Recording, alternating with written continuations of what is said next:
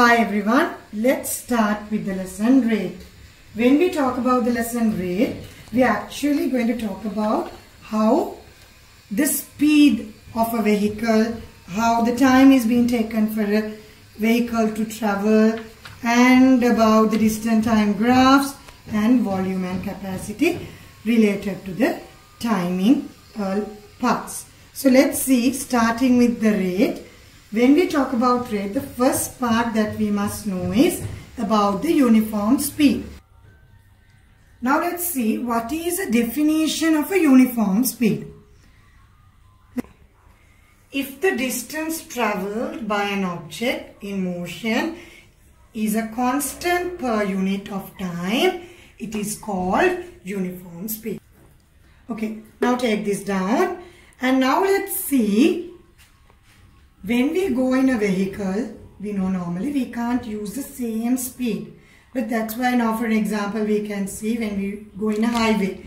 You normally see everywhere it's written 100 km per hour. What is the meaning of this 100 km per hour? Within 1 hour you can travel 100 kilometers. This is uniform speed.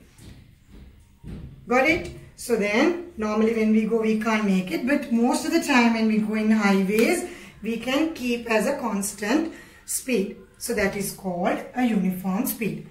In a vehicle, when we are, if you want to check the speed, what is the instrument that it is fixed in the vehicle? It is a speedometer. No? You know what's a speedometer? Which is there in the vehicles to check the speed. Okay, now let's see the formula that is used to do the calculations of the speed. Speed is equals to distance travelled over the time taken. Speed is equals to distance over time. Actually, when we know this, by substituting the values, we can find any. If they have given speed and time, then what can we find? The distance. Speed into time is equals to distance. If they have given the distance and the speed, we can find the time.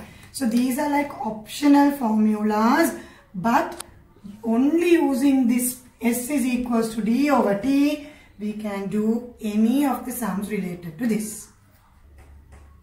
Okay, now let's see some examples of solving these type of sums.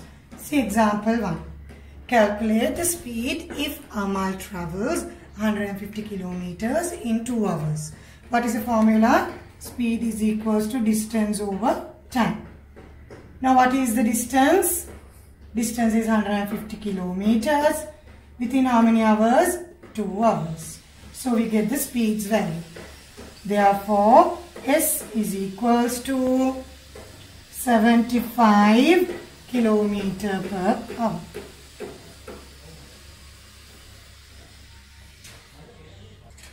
Now let's go to the example 2. Calculate the time for a car to travel 300 kilometers on a highway at a uniform speed of 60 km per hour.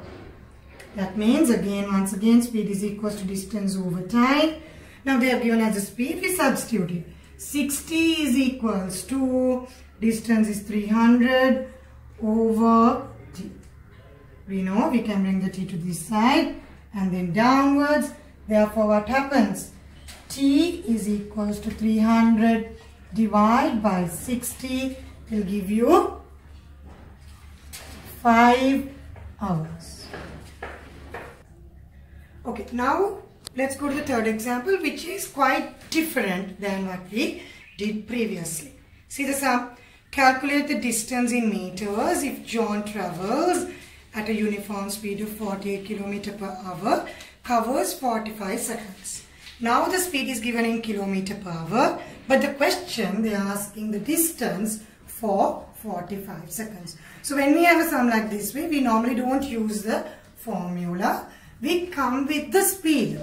Now see the speed is 48 kilometer per hour. That means within 1 hour it travels 48 kilometers. But the question is asking the question is telling us about meters and seconds. So before continuing the sum, let's convert these relating to the question.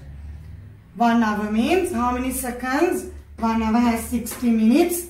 1 minute has 60 seconds. Therefore, 1 hour has 3600 seconds.